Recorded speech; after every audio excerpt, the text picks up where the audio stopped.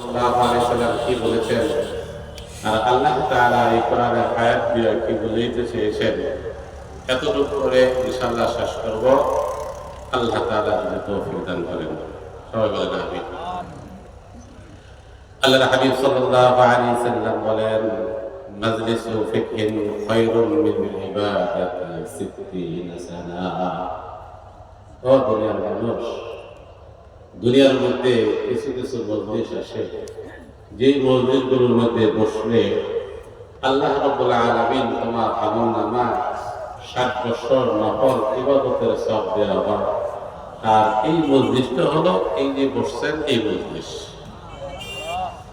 আল্লাহর হাবিব সাল্লাল্লাহু আলাইহি সাল্লাম বলেন আমার উম্মতের মধ্যে যারা তিনি একটি মজলিসের মধ্যে বসবে, একটা মাসআলা শিখবে অথবা শুনবেন, একটা কোরআনের আয়াত শিখবে অথবা শুনবে, তার আমলনামায় আল্লাহ রাব্বুল আলামিন 60 বছর নফল ইবাদতের সওয়াব দিয়ে দিবে।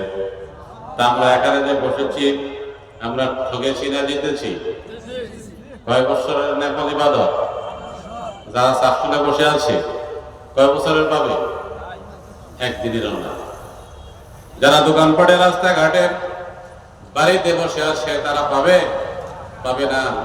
অনেকে মনে করতে পারে মাইকের আওয়াজ তো আসতেছে, কষ্ট শুনতেছি, কিন্তু বাবার সামনে সামনে বসা শোনা আর অনুপস্থিতি শোনার মধ্যে জমিন আর আকাশ যেমন ব্যবধান আছে, এইটা শ্রবণের মধ্যে হেদায়েতের মধ্যে এমন ব্যবধান আছে। বলতেছিলাম আল্লাহ রাব্বুল আলামিন পবিত্র কোরআনের মধ্যে কি বলেছেন একটু খেয়াল করে শোনেন বাবা, সময় একবারে কম। আমরা জাতে বাঙালি আর মানুষের একটা সিফত আছে, যদি লাভ না বুঝে তাহলে ব্যবসা করে না। যেই লাভ, ওই ব্যবসার লাভ বুঝে না সেই ব্যবসা কিন্তু মানুষ করে না। মানুষ বুঝে আলু বিক্রি করলে লাভ হয় আলুর ব্যবসা করে, মুরগ বিক্রি করলে লাভ হয় মুরগের ব্যবসা করে। যেই ব্যবসাটা বুঝে বাবা লাভ বেশি বুঝে ওই ব্যবসা ওই ব্যক্তি করে। কিন্তু আমরাও কিন্তু একটা ব্যবসার জন্য বসেছি। এই ব্যবসাটা বাবা দুনিয়ার ব্যবসা না, এটা হলো কবরের ব্যবসা। এখানে যে আমরা বসেছি এই বসাটা হলো কবরের একটি ব্যবসা। দুনিয়ার মধ্যে টাকা হলে দুনিয়ার যে কোনো প্রান্তে যাওয়া যায়, যে কোনো হোস্টেলে থাকা যায়, যে কোনো হোটেলে বসে খাবার খাওয়া যায়। কিন্তু বাবা এই দুনিয়ার ব্যবসার টাকা দিয়া কবরে এক বেলা খানার ব্যবস্থা হবে না। কবরে খানার ব্যবস্থা করতে হলে লাগবে আমল এবং লাগবে নেকি। এই কবরের একটা ব্যবসা নিয়ে বসেছি, বলবেন তো ইনশাআল্লাহ, শুনবেন তো?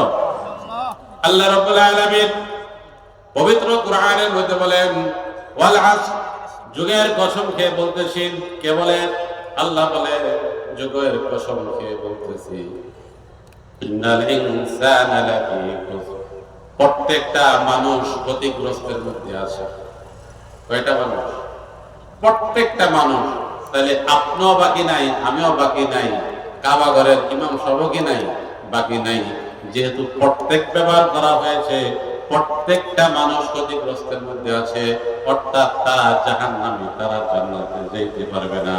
এই সংবাদ শোনার সঙ্গে সঙ্গে সাহাবারা যারা উপস্থিত ছিলেন নবীজি সহ সকলেই বড় চিন্তিত হয়ে পড়লেন।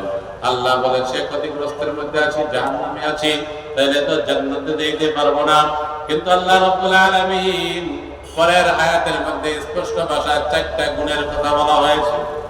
1 নম্বর বলতেছে ইল্লাল্লাযীনা আমানু, ও দুনিয়ার মানুষ শোনো, যেই ব্যক্তি, এই যে মানুষগুলো আছে পৃথিবীর মাঝে, এই মানুষের মাঝে যেই ব্যক্তি ঈমান আনয়ন করবে সে ক্ষতিগ্রস্ত লোকদের মধ্যে না, তারা জাহান্নামী না, তারা হবে জান্নাতি। তারা কি হবে? জান্নাতি হবে। এখন বলেন তো দেখি আপনি আমি ঈমানদার কিনা? কথা বুঝেন না? আপনি আমি কি ঈমানদার? নিশ্চয়ই ঈমানদার, কোনো সন্দেহ নাই। আমার উপর ফরজ ছিল মাগরিবের 3 রাকাত ফরজ নামাজ পড়ে এসেছি। আমার উপর ফরজ ছিল এলাকায় মাহফিল হইতেছে, দিনের মজলিসের মধ্যে এসেছি। বলেন তো দেখি মসজিদে বেঈমান যায়? ওয়াজ মাহফিলে বেঈমান যায়? কিন্তু মুসলমান দুর্গা পূজায় যায়। তাহলে বলেন তার ঈমান কতটুকু আছে? অনেকখানি না? কোন ঋষির বাচ্চা মাহফিলে আসে না, মসজিদে প্রবেশ করে না, কোন হিন্দুর বাচ্চা মসজিদে প্রবেশ করে না, কিন্তু মুসলমানের বাচ্চা দুর্গা পূজায় যায় কি যায় না? যায়।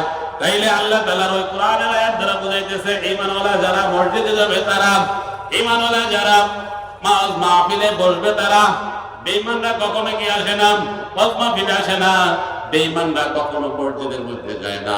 এক নম্বর কোরআন দ্বারা প্রমাণিত ঈমানদার যারা হবে তারা ক্ষতিগ্রস্ত লোকদের মধ্যে না, তারা জাহান্নামী না, তারা হবে জান্নাতি। আমরা খুশি না বেজার? কেমন খুশি বাবা? মহা খুশি। যে খুশির উপর পৃথিবীতে আর কোনো খুশি নাই। জান্নাতি আমি, জান্নাতি আপনারা। যারা ঈমান এনেছে তারা জান্নাতি। আল্লাহ তাআলা এই আয়াতের পথের অংশের মধ্যে বলতেছেন ওয়া আমিলুস সালিহাত, যারা সলে করে, নেক কাজ করে, এই গুণটা যে মানুষের মধ্যে থাকবে সেও জাহান্নামী না, ক্ষতিগ্রস্ত না, সে হবে জান্নাতি। বলে তো দেখি বাবা, আমরা কিসের জন্য এসেছি? নেকের কাজ করতে আসছি না? না এখানে গুনাহ হবে? বলে এখানে সব মাপ, যত প্রকার গুনাহ আছে সব মাপ। কেন মাপ? আল্লাহ হাবিব সাল্লাল্লাহু আলাইহি সাল্লাম বলেন যেখানে কোরআনের আয়াত তেলাওয়াত করা হয় সেখানে শয়তান থাকতে পারে না। যেখানে আমি নবীর কথা বলা হয়, হাদিস বর্ণনা করা হয়, সেখানে শয়তান থাকে না। সেইটা একটা জান্নাতের বাগানে পরিণত হয়ে যায়। আমরা নেক কাজ করতে এসেছি, গুনাহ করতে এসেছি নাই। তাইলে এই দুই নম্বর সিফাত আমার মধ্যে আপনার মধ্যে আছে না নাই? যারা শাসলে বসে আছে তাদের আছে, হ্যাঁ? যারা রাস্তাঘাটে দোকান পাটে আসে, যারা দোকান দিয়ে ব্যবসা করতেছে তাদের মধ্যে আছে? তাদের মধ্যে নেই, তারা ক্ষতিগ্রস্ত মধ্যে আছে। মনে রাখবেন, আমরা যারা আসতে পেরেছি আমাদের ভাগ্য বড় ভালো যে আল্লাহ তাআলা দুনিয়ার ফিতনা থেকে ফারেক করে জান্নাতে একটা মজলিসের মধ্যে বসেছি। বলুন সুবহানাল্লাহ। আসতে কই? আরে ভাই জোরে বলেন, বুঝা বলেন। যদি কোনো ব্যক্তি না বুঝা বলেন, তবু অর্ধ পৃথিবীর সমপরিমাণ যদি গুনাহ থাকে সব গুনাহ আল্লাহ মাফ করে দেয়। আর যদি কোনো ব্যক্তি সুবহানাল্লাহ বুঝা বলে, আমার আল্লাহ বলে জমিন থেকে আকাশ পর্যন্ত যত খোলা জায়গা আছে সমস্ত খোলা জায়গাগুলো যদি তুমি পাপ দ্বারা মুক্ত হয়ে যায়, আল্লাহর পবিত্রতা বর্ণনা করার কারণে ওই নামের সিফতে আমার আল্লাহ জীবনের গুনাহগুলো মাফ করে দেয়। ইল্লাল্লাযীনা আমানু ওয়া আমিলুস সালিহাতি ওয়া তাওয়াসাউ বিল হক। তৃতীয় অংশের মধ্যে বলতেছে অববিস, যারা হকের দিকে ডাকেন, যারা কল্যাণের দিকে ডাকেন, যারা আল্লাহর দিকে ডাকে, যারা নবীর সুন্নতের দিকে ডাকে, এই গুণটা যার মধ্যে আছে তারা ক্ষতিগ্রস্ত নামি না, তারা যাবে জান্নাতে। বলেন তো দেখি আমরা কোন ডাকে এসেছি? হকের ডাক না এটা? আমরা যেটা বর্ণনা করতেছি সেটা হকের দিকে ডাকতেছি। এই সিফাতওয়ালা লোকগুলো যারা হবে সে ক্ষতিগ্রস্ত লোকদের মধ্যে নয়, তারা জাহান্নামী নয়, তারা হলো জান্নাতি। তাহলে 3 নম্বর গুণটা আমার মধ্যে আপনার মধ্যে আসে।